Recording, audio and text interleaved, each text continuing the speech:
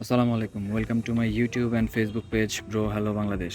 আজকে দেখলাম শিক্ষার্থীরা আন্দোলন করছে। আর এই আন্দোলনের মধ্যে আমি কোনো একটা কাজে আমার মোটরসাইকেল নিয়ে বাইরে বের হই।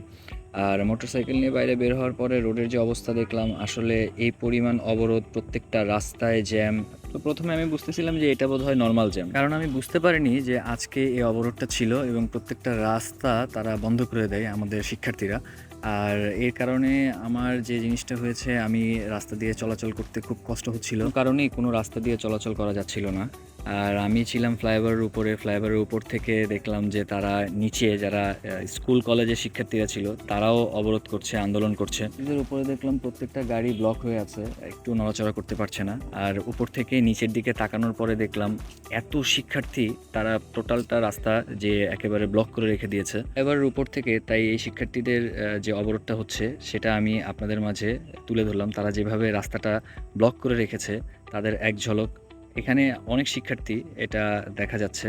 আর রাস্তাটা ব্লক করে রেখেছে, তাদের সাথে আরও অনেকেই যুক্ত হয়েছে। একটা ইমার্জেন্সি কাজ ছিল আর সেই কাজটা অনেক জরুরি, যে কারণে আমি তাদের সাথে কথা বলে সামান্য একটু রাস্তা পেয়েছিলাম।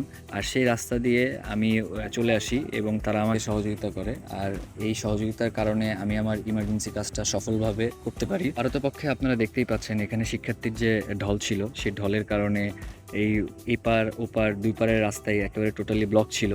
কোনো গাড়ি ঘোড়া চলাচল করতে পারছিল না। একটু টুকটাক যদি কেউ ইমার্জেন্সি কাজ থাকে সেক্ষেত্রে তারা একটু সহযোগিতা পেয়েছে। একটু সামনেই দেখলাম যে আমার সামনের যে গাড়িটা ছিল সেটা একটু সাইড দিয়েছে, তাই আমি পাশে দিয়ে সামান্য একটু জায়গা পেয়েছি। আর ওই জায়গা দিয়ে ধীরে ধীরে আমি সামনের দিকে এগিয়ে যাই এবং ওই পার্শ্ব রাস্তা দিয়ে আমি আমার গন্তব্যস্থলের দিকে যাচ্ছি। আর গন্তব্যস্থলের দিকে যেতে গিয়ে দেখলাম যে সামনে আবারও ব্লক করা। তো তখন আমি তাদের সাথে আবার কথা বলেছি। কথা বলার পরে সামান্য একটু জায়গা দিয়ে আমি আস্তে করে বের হয়ে যাই। যে কারণে তাদের প্রতি আমি কি বলবো, আমার আসলে বলার কোনো ভাষা নেই।